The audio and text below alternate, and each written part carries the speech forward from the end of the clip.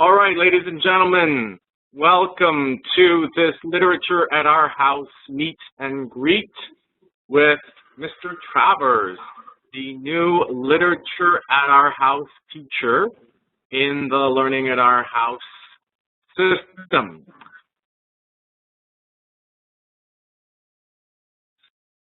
So today, my name is Mr. Powell. Most of you know me. I'm the Our House teacher and the founder of Learning at Our House, which now, amazingly, is expanding in such a beautiful way to include literature. We've had history running for a number of years now, and it was joined by music 3 years ago, and then we had science at our house start up 2 years ago.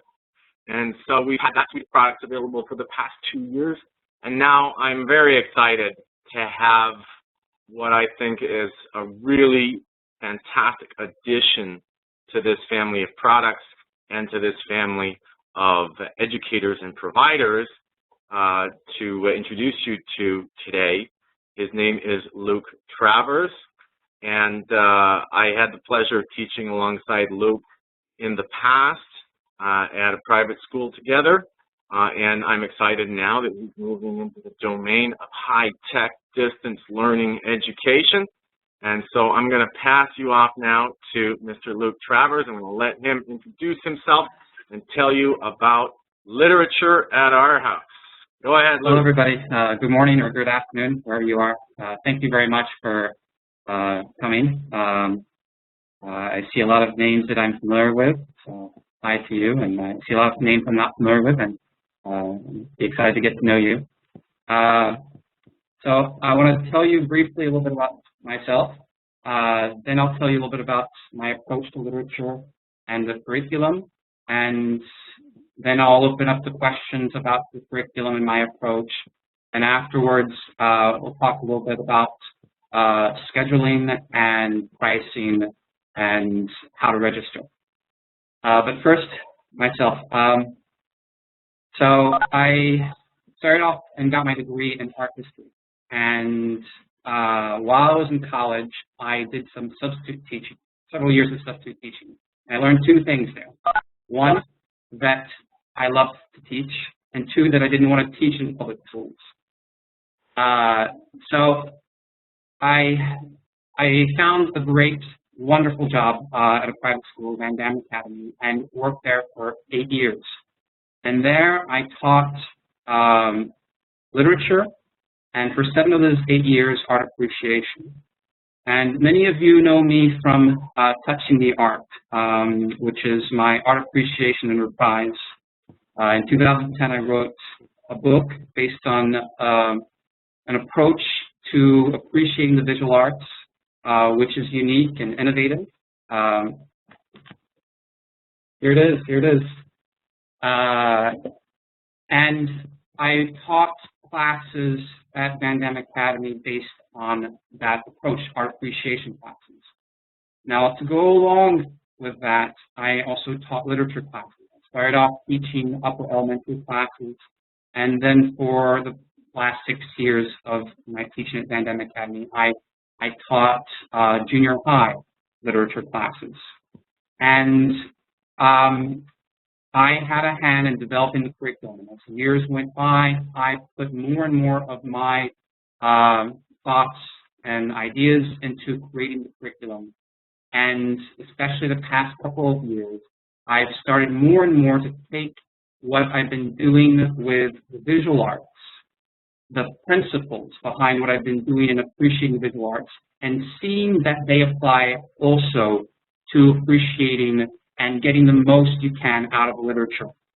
And the kind of curriculum that I want to offer at Literature at Our House is one where we read great novels, whether they are children's novels or whether they're classics of literature. And we read them not because they're required reading and that they're going to be on an AP test or that they're a springboard for studying social studies or science or even math.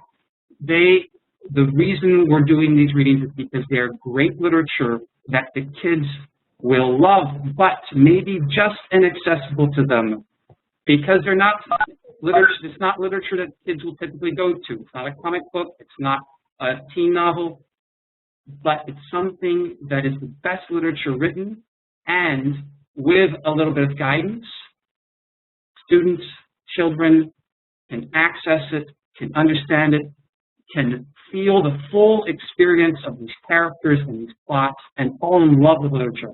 And then think to themselves, you know what, I'm not afraid of a long book like Gone with the Wind.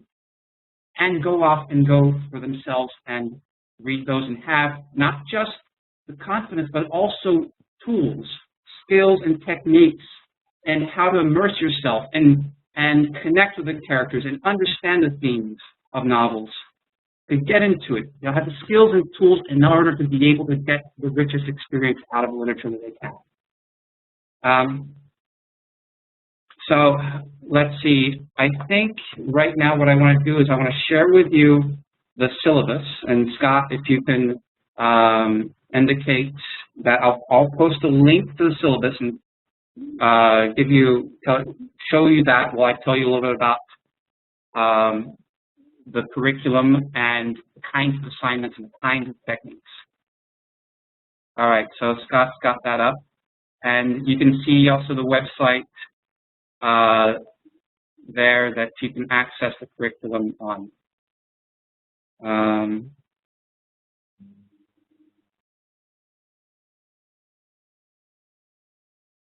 Okay. Now I'm up here. I might check the chat to see if anybody. Sorry, let me know what you need in terms of scrolling. I can't fit it all on the screen at once. Yeah. So let me know what you need. So actually, Scott, would you mind putting in the chat the link and to the site that you have here so that people can easily press on it and then scroll at will? Thank you. Thank you, Scott. So there will be 2 courses offered, one for upper elementary and one for junior high. Target group for upper elementary is around 5th, 6th grade. A 5th grade reading level is ideal. Mature 4th graders are very welcome. Even 6th graders would be welcome to that class. Target for the junior high would be 7th, 8th grade. So 12, 13, 14 years old. Mature 12-year-olds and going up to 14 and even 15-year-olds.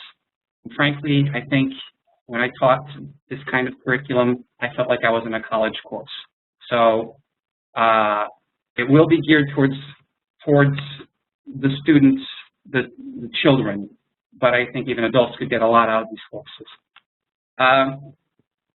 So the literature course would follow, the literature curriculum would follow along with the history curriculum that Scott teaches at History at Our House. And it goes in a 3-year cycle. This year, it's European history, from the fall of Rome up through the 20th century. Next year, it would be American history, and the following year, it would be ancient history. Now, we would use history as a way to help us get into and enhance our experience with certain novels. So many of the novels that we would pick would be tied into the history that the children are learning in the History at Our House program. And it's not so that they can, oh, wow, there's a connection, but knowing about the French Revolution is invaluable in getting into and understanding the story of the Scarlet Pimpernel. So literature will be a help to getting us to experience the novels more fully. And along with that connection to history, we would also connect it to other art forms. There would be connections to art, and there would be connections even to music with Matt Johnson's Music at Our House program. And again there, art and music would be ways of more clearly understanding, of helping us to more clearly understand characters, moments they're going through, moods of particular scenes as with music.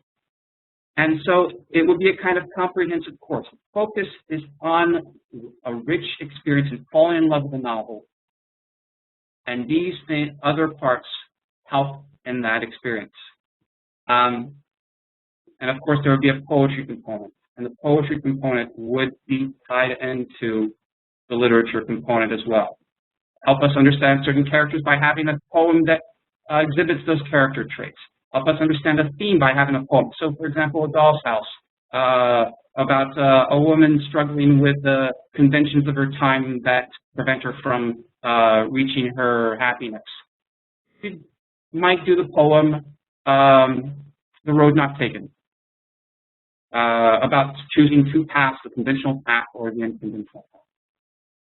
So it would be an integrated curriculum, and along the way, the kids would not only have this extra added benefit of these other arts that influence and enrich, but also the manner in which we approach the novel. We will have distinctive techniques and distinctive exercises, writing exercises, paragraph exercises, some kind of drawing exercises, to help us immerse ourselves into the world of the novel and get to really know these characters. For example, when we identify a certain character trait, we might think to ourselves, okay, is this a trait that we can understand ourselves, that we know? So one quick example, in To Kill a Mockingbird, the young boy, Jem, doesn't seem to really get along with his father, who is professorial and standoffish a little bit, and he wishes he could play football with his dad, and the relationship isn't very strong. And then one day, his dad picks up a rifle and shoots a rabid dog that's a danger to the community, dead on, so that he immediately kills it. And Jem looks astonished at what has just happened and did not know this about his dad. Now we look at that portion, and to get to understand more clearly what experience Jem is going through, to make the kids, the children, the students care about what's happening with these characters, we have a writing assignment where, okay, when there's a time when there's been an adult in your life that you thought you knew pretty well, but you learned something, maybe something your parents tell you about their past, maybe they were they played for the Tottenham Hotspur youth soccer team, or they were captain of the cheer team, and it was something that you didn't know that surprised you, that made you admire them even more. And then the students grasp that experience that Jem is having personally, and they care more about what's going on. So I could go on, but I think I want to stop right there. I hope you've gotten a chance to kind of scroll through and take a look at the kinds of books. And what I want to do now is take 2 minutes to see if you have any questions so far about what I'm offering with Literature House. Okay, so it's at this point that hand-raising skill that we learned before class will come in handy. So anybody who'd like to ask a question, please go ahead and raise your hand. If not, we'll just proceed. That's fine too.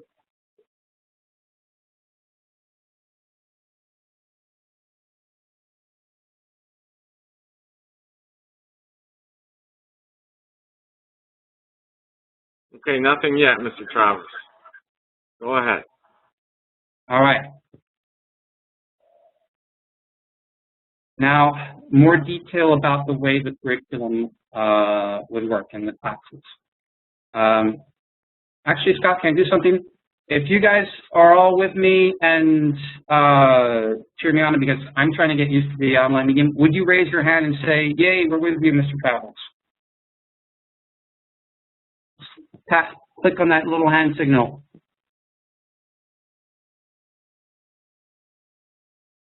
So, Scott, I can't see the hands being raised on my end.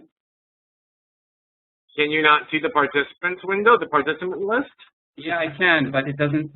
The hand raising doesn't show up. I'm assuming people are raising their hands. That could be a function of the class. So if you'll permit me a moment, I'm going to go and try to modify the.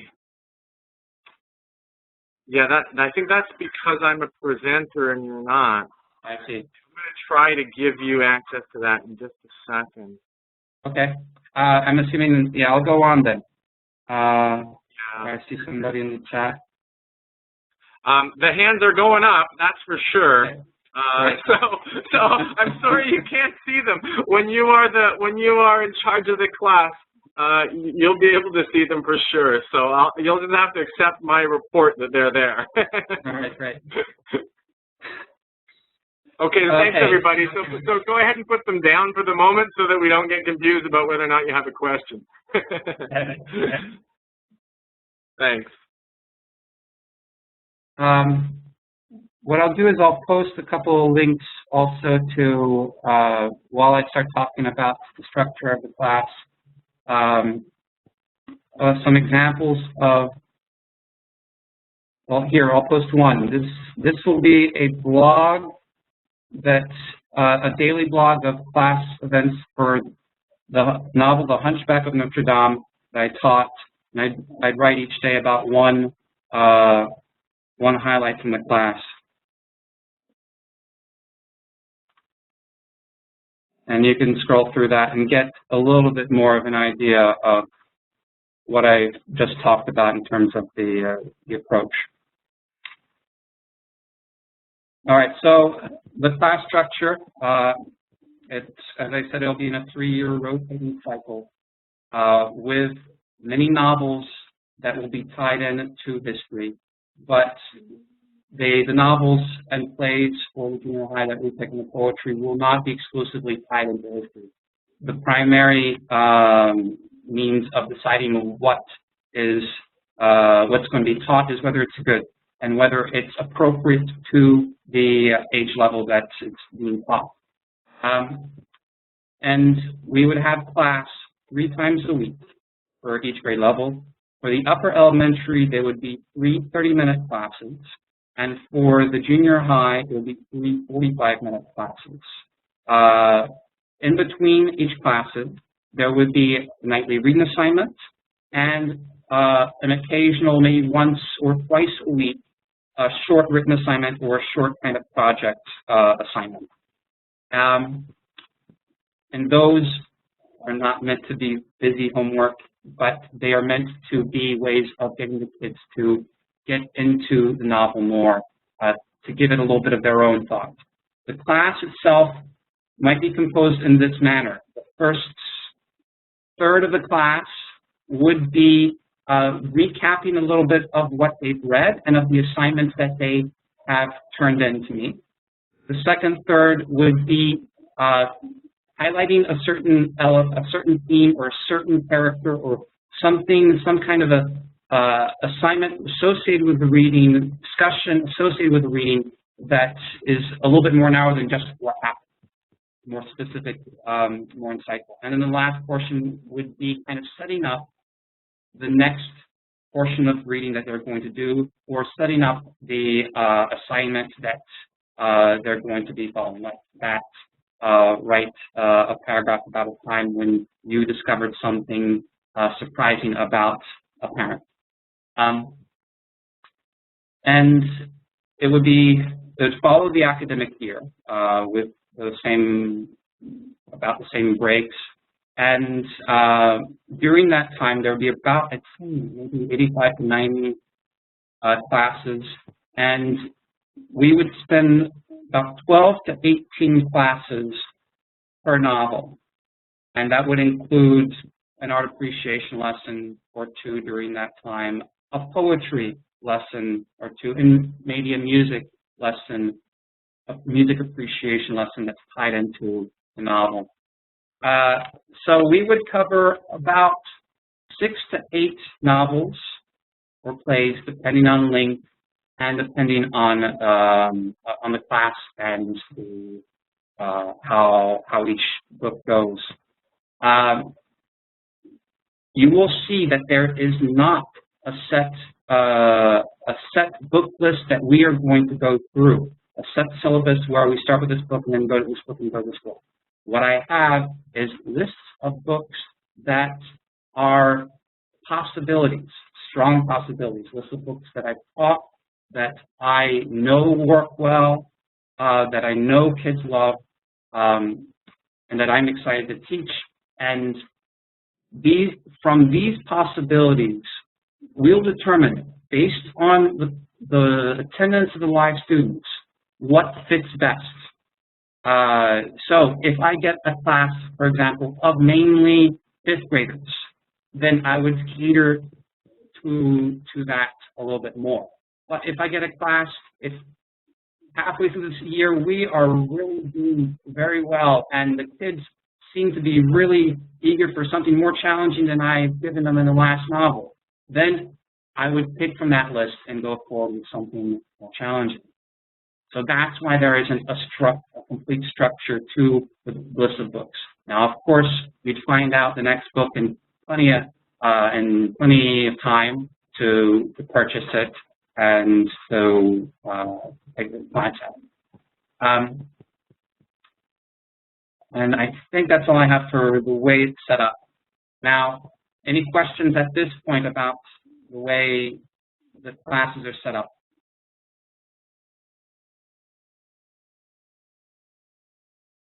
So, Scott, if you see anybody with a hand raised. Yeah, okay, I think Charlotte has a question. So, Charlotte, go ahead.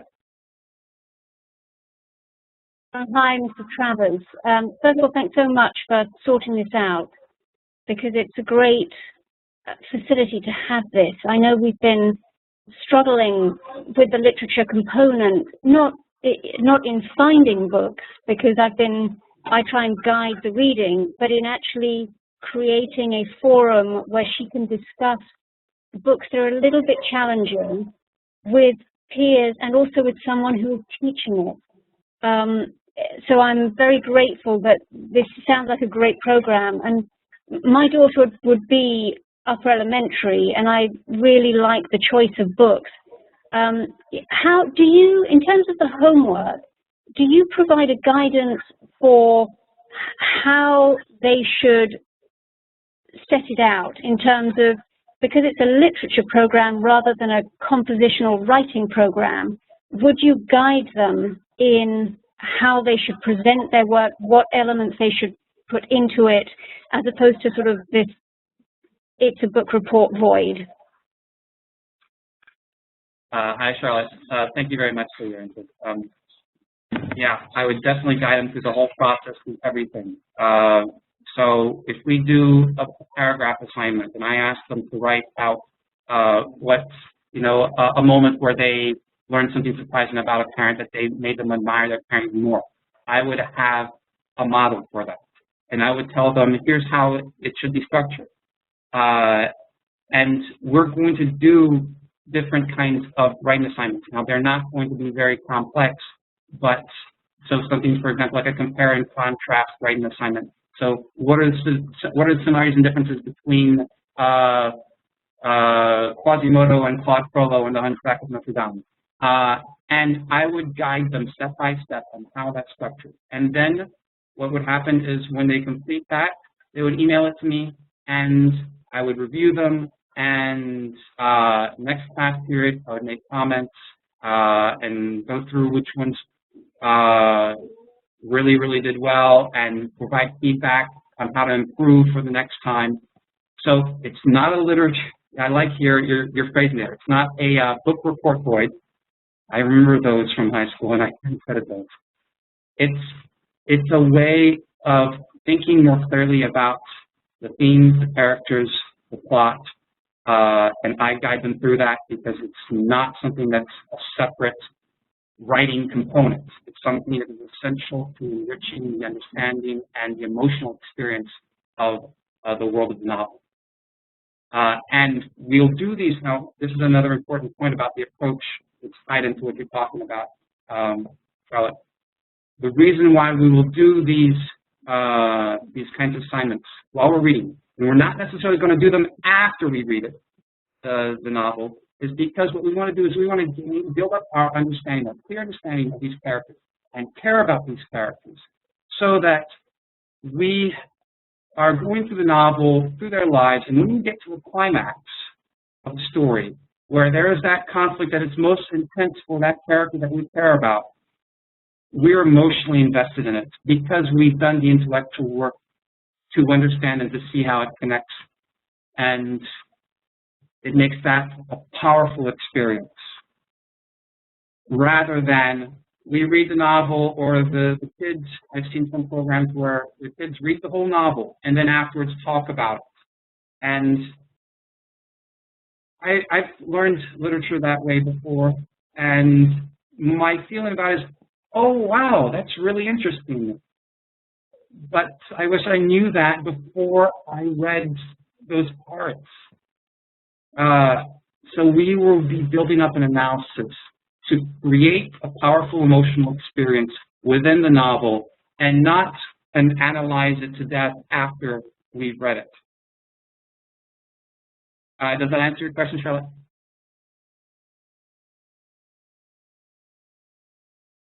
Because I was actually asking about, thinking about asking about whether they should be constrained in how far ahead they read, because my daughter likes to sort of keep reading. So, but that does answer my question. It does, yeah.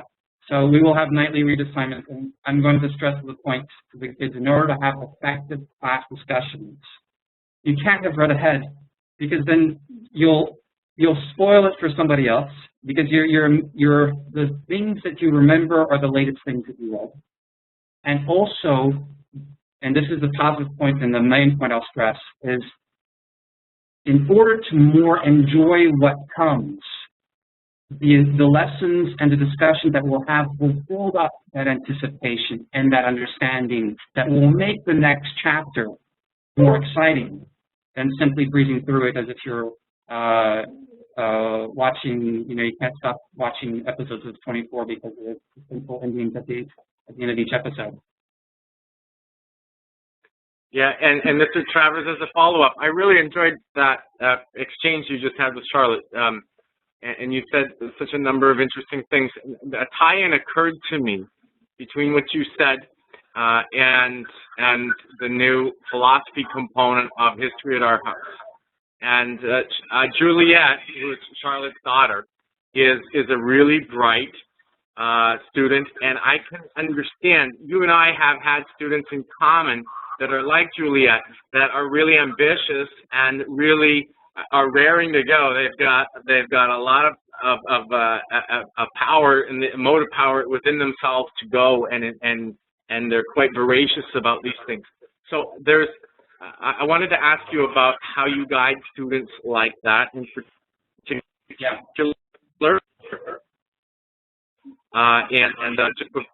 before you answer that, I wanted to indicate that the Philosophy at Our House program has something to offer in this regard, which I'm sure will not be contradictory in any way to what Mr. Travers is going to say. The theme of our philosophy program this year is mindfulness. And really intelligent kids can benefit enormously. Everybody can, and everybody can in different ways, from adopting a mindfulness perspective in their lives. And what does that mean? What it means is slowing down and thinking and appreciating and setting your mind to your values in a really deliberate manner. And what I've noticed with intelligent kids often is that they've got the brain power to tunnel through just about anything. But they don't have, as children, naturally, necessarily, usually, they don't usually have the skills to stop and think and meditate on subjects and really mine the material for all that it's worth. And so I see philosophy and literature and history, of course, all of these subjects, is very complementary to each other. In the philosophy class, the skill set that I'm going to be teaching is this skill set of slowing down, stopping, thinking, embracing these learning experiences, not merely to shoot forward and gain more content, but rather to really get the most out of the experience that you possibly can. So somebody like Juliet, I think, will benefit from that. And now I'm going to let Mr. Travers go ahead and explain his method for guiding students who are this voracious. Go ahead, Luke. And then I'll answer another question that I saw on the chat about what if the students have already read the book or seen the movie. So first, for bright students, 2 parts for that answer. I had lots of bright students in my experience, and the classes were filled with bright students, and that was one thing that I was very lucky with. The novels that we read are going to be, I picked them out so that they are challenging to them, so that it's not simply something that they can pick up and read and understand clearly and experience on their own fully. That having a guide, take them through it, and doing the kinds of exercises that we'll be doing, and the kind of discussion that we'll be doing, will really enhance their understanding. So just something beyond, just a little bit beyond their reach. Now, another thing that I want to do, and this ties in with learning the skills, the techniques, and the principles that they can then take to any book they want, is to help monitor, if they want, outside reading. So I have in the past, while we read a play in class, and they did not have any homework reading, I would have required outside reading, and what they would do was they would read whatever they read, and they picked any book out they wanted to, and then they would write down 3 key points. And the key points would have to do with a characterization, a dramatic element in the plot, and a question. And these basic points are elements that we, as we're going through the novels together in class, are stressing throughout. So it's their opportunity to, on their own, start to try to apply. Hey, what the biggest confusion comes in differentiating what's a plot element versus what's something that's an element that shows a character trait. And it's learning to find these key elements, learning to think of their novels in terms of character, plot, and anticipatory questions. And I might even add a theme element if it became relevant at some point. But for students that love to read, I want to encourage them. And I want to encourage them to take the skills that they are learning with me, guiding them through some challenging books, to whatever they care about, they care in reading. So I just want to check, Charlotte, does that answer your question there? Or was it you, Scott, that asked that question, or was it, I'm sorry. It certainly answers mine. Okay, all right. Now for the second question, and I think it was, yeah, Elena and Cara. I'm Elena and Cara, so I'm pronouncing names right. What if the child has already read the book or seen a movie of the book? Now, this has come up many times when I've taught literature. A student said, well, Mr. Travers, I already read that. And I guess there are two answers to that for me too. One is that often, I had a child, I'll give another example. Often the reading that a student does on their own is simply plot-driven. I remember reading as a kid and skipping huge portions or skimming over huge portions and going for the action and the dialogue. And descriptions of characters, inner monologues, descriptions of settings, that was interesting. I wanted to get to what's happening. And I'm sure there are bright students out there who really absorb everything in a novel. And if they come to me and say, Mr. Travers, I really completely understood their novel, that would be a factor in me determining what book to choose. If, however, it's simply a matter of, oh, I know the story. I had a student, when I taught Cyrano de Bergerac last year, tell me, Mr. Travers, I already read Cyrano de Bergerac. And it was, parents had wanted her to enrich her literature and gave her all these classics, and she didn't really get much out of it. And after having read it and gone through it as part of the program, she understood it. It was as if she'd read it for the first time. So, yes, I take into consideration whether a student has read the book or not, or if several students have read the book, into whether or not I teach it or we'd read it together. But most of the time, I would probably say it will be a wonderful thing. And even perhaps it would be more beneficial for that student in some ways to see how much more they understand and they get out of a book. My favorite novels, I've read them 5, 6, 7 times, and that's what you do with a novel that you love. Mr. Powell, when he teaches history, he teaches it on a rotating cycle. So upper elementary students who do European history do European history in junior high and high school as well. And they get more out of it the second and third time around. And it's a benefit to revisit, to go through the spiral of understanding that material in more depth. And in general, that's what will be provided for a student that has seen the movie or read the book. Just want to make sure if there are any follow-up questions to that.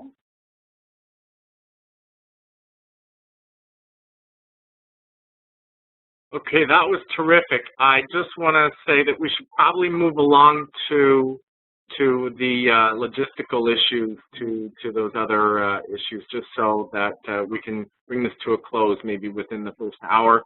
And then anybody that wants to stick around, of course, is welcome to do that. But let's try to fit it all in now.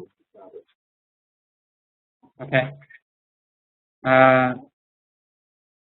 All right. So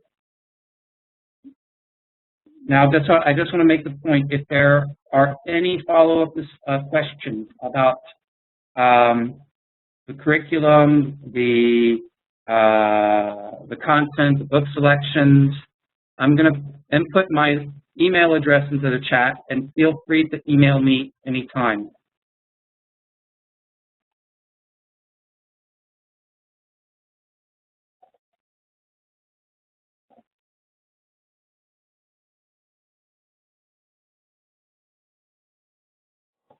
All right. And Sharon asks, where is the curriculum posted? If you are, I'm going to go back and show that off one more time. If I share the screen and go back to the literature at our house, well, you can, if you type it in as literatures@ourhouse.com, it comes up that way.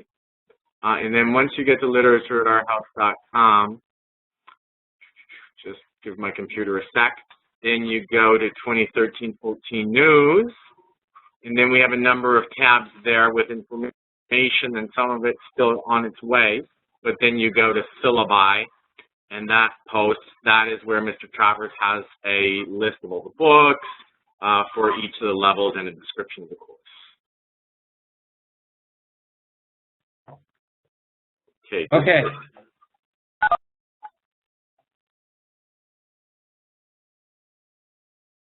So a couple of logistical issues regarding scheduling of classes. There are 2 options for scheduling of the days that I want to propose to parents who are interested in signing up for the course. And I'm going to post them in the chat.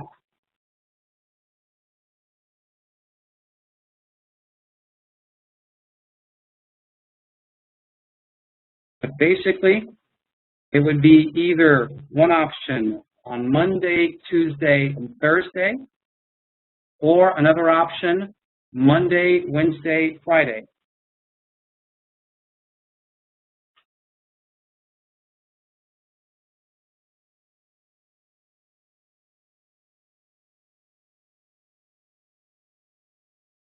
Now, the concern that I have is that Fridays might not be good. The reason why having a Friday literature class interests me and is to spread out the reading assignments over the course of the week so that there is at least one day between classes that gives everybody some time to do the reading assignment or to do the reading assignment and if there's a written assignment to go along with it.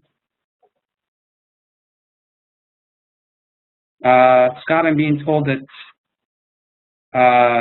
nobody can see my chats. Oh, they're being sent to you. Okay, let me change that. All right. Okay, so nobody's received my chat. So, all right. So I'm going to post those two options one more time.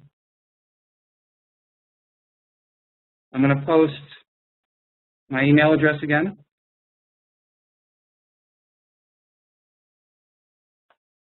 And I'm also posting that link to the blog of the Hunchback of Notre Dame.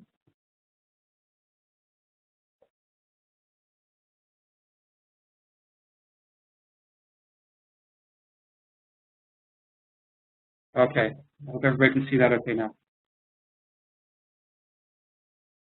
All right, so for the times, there are two options for times, but basically we would, if we did Monday, Wednesday, Friday, we would have Monday, Wednesday be, the literature would have a separate time from all the other classes, and then Friday, literature would take the history at our house time slot. Now, Scott, I don't know off the top of my head what that time slot is, but it's in the morning. Yeah, I'm trying to bring up a visual of the weekly class schedules right now so that we can have that right on screen. It's just my computer's churning through the effort. So I'll let you know when I've got that, and we can look at that. I'll have the upper L and the junior high, so we can discuss those separately, evidently. Which one are you doing first? So I do the junior high first. Okay, I'll have that ready in a sec. Now, as far as times, there are two options for times there. One is more in the middle of the day, and another one is more in the afternoon. And I want to show you those two options for times.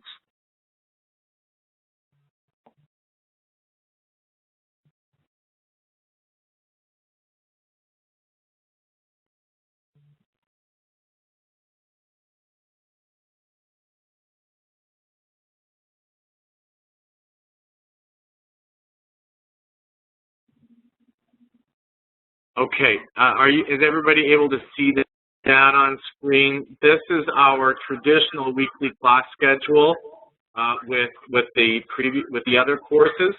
So when Mr. Travers is talking about taking the junior high history time slot, what he's saying is he would be occupying this empty spot where history just doesn't run on Friday. He would take that on the Friday, which is, and I've got it on Pacific time here on the screen. Okay, so he would move that in there. When is would be the Monday and Wednesday times, Mrs. Travers? So the Monday, Wednesday times, there are two options for that. And I've just posted them. So the junior high would be, the two options for the junior high would be either 10 a.m. to 10:45 Pacific time, or 12:30 to 1:15 Pacific time. Right. So the 10 a.m. to 10:45 would fit nicely in between the other classes, with at least a half an hour break for students in between classes. So I think that's a nice practical option that doesn't expand the amount of time required on Mondays and Wednesdays too much. One more time with the second option. How late was that? 12:30 to 1:15. Okay, so half an hour after science for those of you who would be using science. So yeah, they're both pretty nicely tucked in there with the current classes, and they don't run too late either. So those are the options. And is that good for junior high? Do we have junior high related questions, or should I bring up the upper L?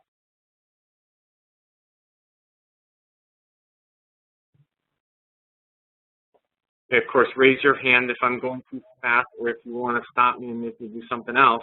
I'm gonna sneak over to the UpperL now and show you the UpperL schedule. And do you want it in Hawaii time? All right, let's go to. I got it in all the time zones because I had it in an amazing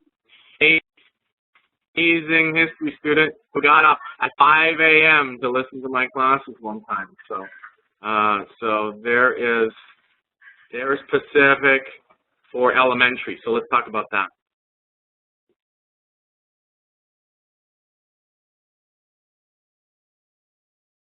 Luke, are you hearing me? All right, so for elementary, now the time slot would be one option for upper elementary, 11 a.m. to 11:30 a.m. Pacific time, or that's about an hour. 1:30. Okay. Sorry, that's about an hour after the science class normally. Okay, go ahead. Or 1:30 to 2 o'clock Pacific time. Okay, so a couple hours later again. So Pacific time, we've got kind of a late morning slot for both of them, or an early afternoon slot. As far as, of course, Eastern time, that's going to be stretching into the late afternoon. Your literature is going to be in the mid-afternoon to late afternoon, basically. So that way, of course, we've got everybody, all the coasts covered, hopefully. Okay, questions or comments about elementary? Now, the same thing applies for elementary literature potentially on Friday, Mr. Travers, that it would slip into that history time slot? Exactly. Exactly. So Monday, Wednesday would have to fit in around the existing courses, but then Friday would have its own time slot. And Mr. Travers and I were thinking to have the Friday classes earlier, simply because we know that, you know, Fridays are always tricky. We are in the homeschooling sphere. We know you love your weekends and even long weekends as we do ourselves. So we didn't want to have late classes on a Friday. We felt that the early class would be a good way to fit that in if we could have it on a Friday. But we'd very much appreciate hearing from you whether or not Fridays are off limits for you, or, you know, if we need to switch to a Monday, Tuesday, Thursday. We'd very much appreciate your feedback, and we can try to accommodate you on that. So let us know. So I'm getting the sense that people are going to have to chew on that a little bit, Mr. Travers, and yeah. I think that where can we have that on paper, or how about we have that posted to the Facebook? Yeah. After this meeting, the exact options, and let people get onto the Facebook and post us their responses there. How about that? Sounds good. Yeah, I think that's very effective. Okay, so we'll have Mr. Travers post the details of the two time slot options on Facebook, and we'll give everybody a chance to chime in there and see the literature at our house Facebook, which of course, or science at our. No, I'm getting mixed up now because we got more than one course. Okay. Sorry, I've got science on my screen. I'm trying to sneak over the literature. Right, so here's the literature at our house Facebook page. It's as simple as searching for literature at our house. And so as far as Yahoo Groups are concerned, for the moment, History at Our House is the only group, and I'm inclined to have that be the only group, except to have it changed to Learning at Our House as the umbrella there.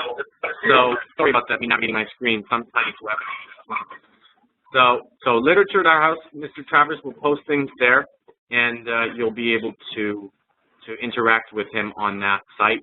And if you have related questions for us, for us, or science, or what have you. May I interject, Mr. Powell? You can sneak over to Learning at Our House. Yeah, go ahead. So tomorrow we will have registration information. I just want to briefly cover costs. And Scott, let me know if I'm wrong on these numbers. The cost is $60 for attending the live class and access to the recordings. And for the recordings only, it's $60 a month. And the recordings only is $20 a month. Expenses for the class are just the purchasing of books. Some of the books would be in the public domain, and you could get them on Kindle, and I would indicate when there are possibilities for that. So estimating the cost of books, probably between $50 and $80 during the course of 1 year, 80 at the very utmost. Now, I will post information about the registration on the Facebook page. However, if you want to be first in line to be able to register and to know before anybody else does that it's available so that you get to sign up, because there will be a limit in the number of students, send me your email through chat now. Secondarily, you can also go to the Literature at Our House webpage, and in the top right corner there is a mailing list. Join our mailing list sign up, and you can join the Learning at Our House mailing list, where you'll also receive information about registration. But as I said, if you want to be first on the list, just send me your email address through the chat.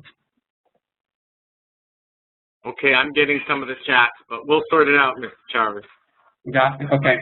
As long as you chat it in there, regardless of the recipient, we should be able to sort it out. I have a question. Oh, please. Hi.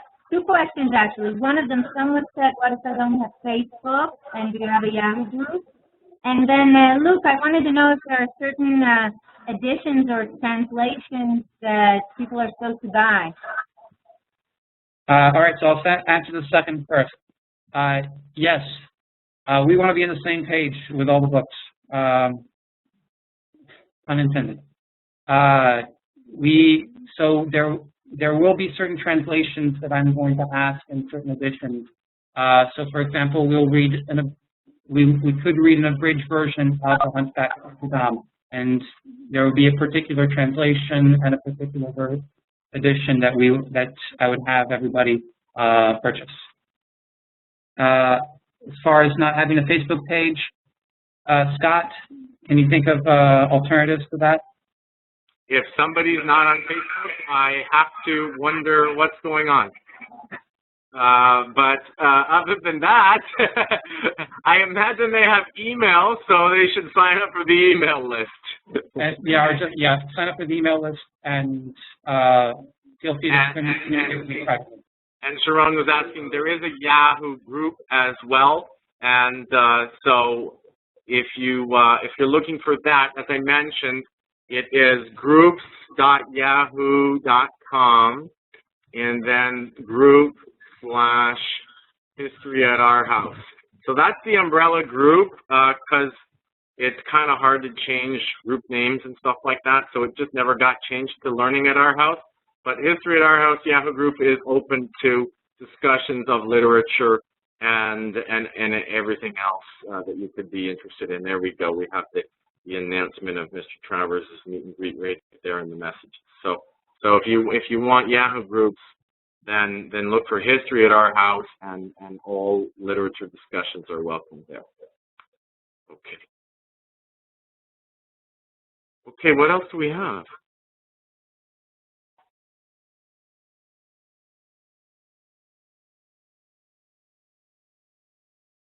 As I said, I'm available for correspondence, for any further questions.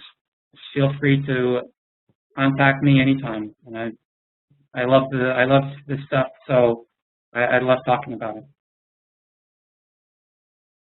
Okay, thank you very much, Mr. Travers. I think you can all tell that we're talking about the beginning of something quite special and a very worthy addition to the Learning at Our House universe. So I'm excited to have Mr. Travers coming on board. And so thank you all for participating today. Anybody that would like to is welcome to stick around and just have a free-flowing discussion on any Learning at Our House topic that you want. But I'm going to, let's say, call it the official end of today's event, and we can just now sit around and chat and just talk about homeschooling, talk about anything that you'd like to talk about. So thank you very much, everybody.